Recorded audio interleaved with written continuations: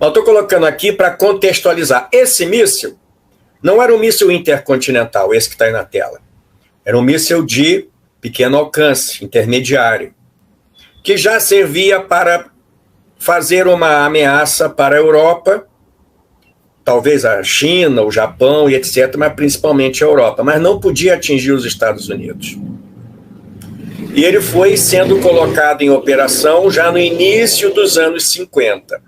Mas, concomitantemente a isso, a equipe de Korolev projetou o passo seguinte, que era o R-7, cujo primeiro desenho está aqui. Aí tem uma solução de desenho que ela é importante de ser compreendida. Antigamente, era difícil garantir que o foguete, se ele tivesse 2 estágios, um estágio embaixo e um estágio em cima, que uma vez que o primeiro estágio apagasse e soltasse o segundo realmente acendesse e continuasse o voo. A V2, o R1 e o R2 tinham apenas um estágio. O R5 também tinha um estágio único, monobloco. Os americanos já estavam desenhando, tentando resolver o problema da ignição do segundo estágio em altitude. Os russos também.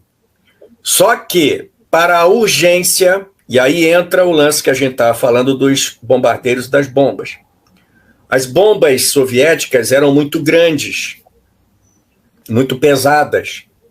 Quem podia transportar aqueles Tupolevs antigos, antes de aparecer o... Não, o Tu-95 já estava em operação, se não me falha a memória. Está até hoje. Está até hoje. Até hoje. Esse aí, o B-52, professor. Bom, eles vão enterrar todo mundo. Eles vão enterrar todo mundo.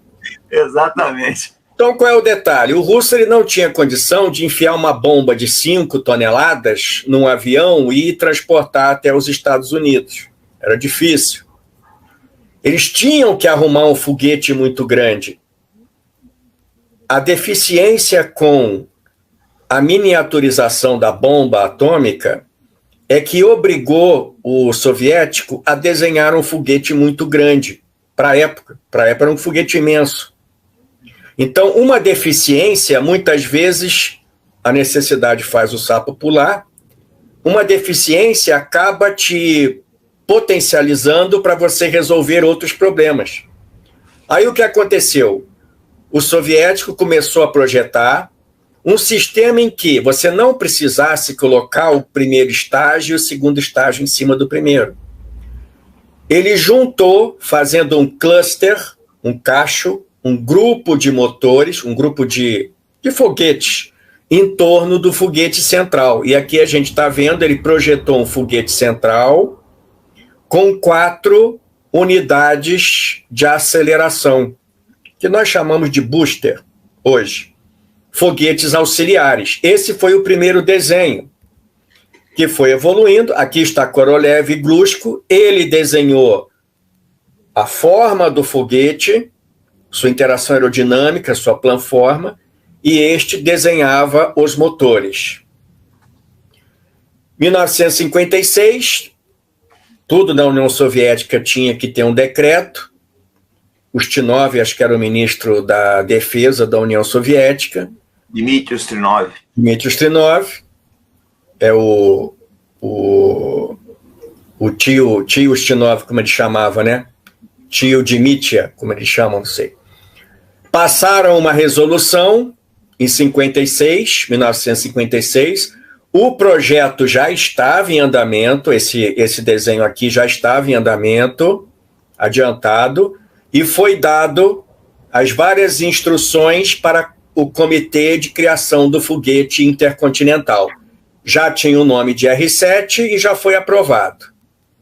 O R-7 tinha que ser carregado com uma bomba RDS-6, 1,5 megatons, mais de 3 toneladas.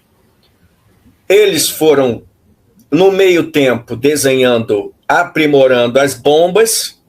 Em 55, criaram um pacote da bomba, uma bomba menor, de 2 megatons, e um peso menor, praticamente aí 3 toneladas.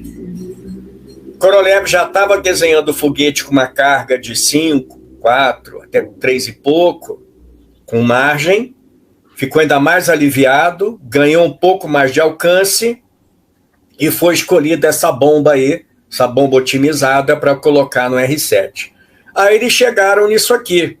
No primeiro míssil R-7, aí vocês podem ver os blocos laterais, como a gente chama.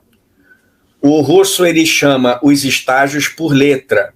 O primeiro estágio é a letra A, tá? É o bloco A. E os foguetes laterais, eles formam, na verdade, falei bobagem, o estágio central é o segundo estágio, segundo estágio central, segundo estágio. Os blocos laterais, os 4, formavam o primeiro estágio.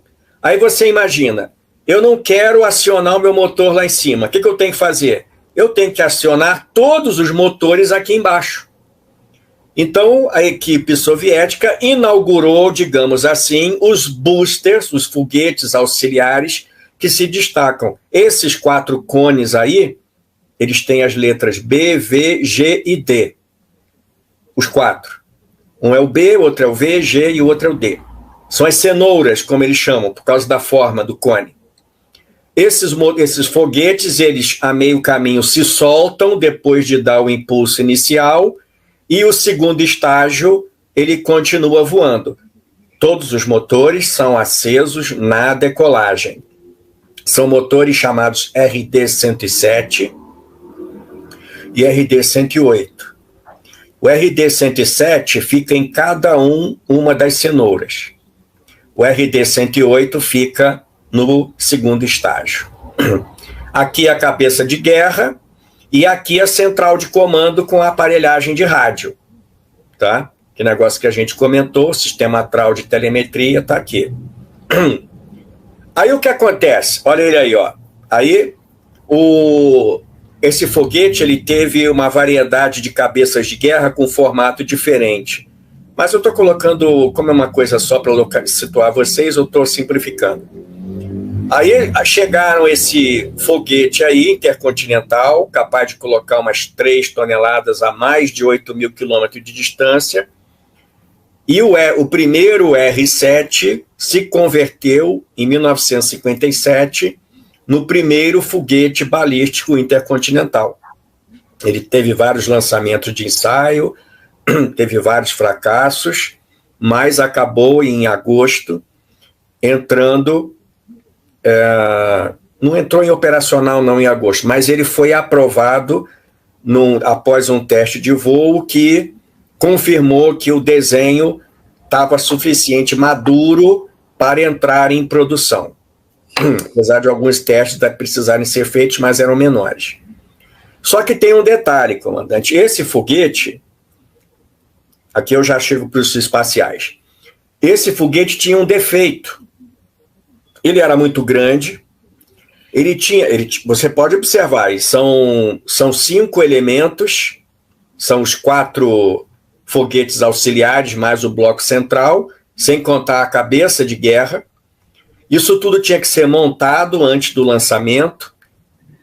No caso de um cenário de guerra, ele tinha que ser abastecido, colocado em prontidão.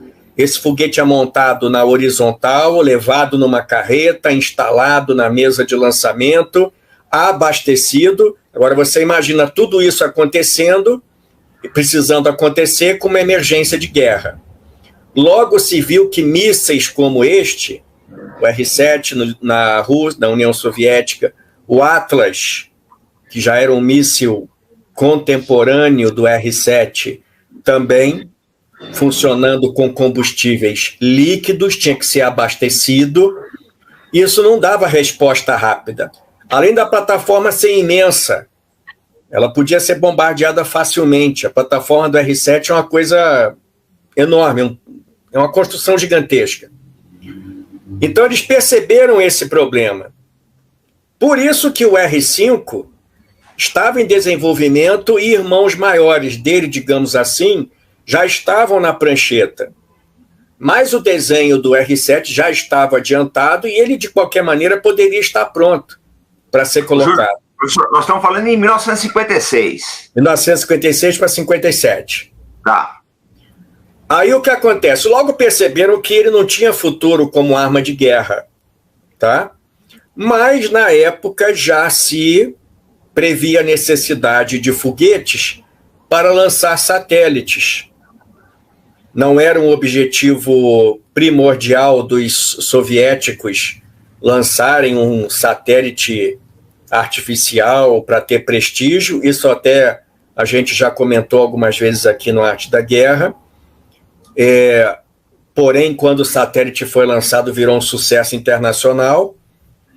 Mas os soviéticos já percebiam que tinham que estabelecer um grupo de ativos espaciais, ou seja, foguetes, plataforma de lançamento, satélites, etc.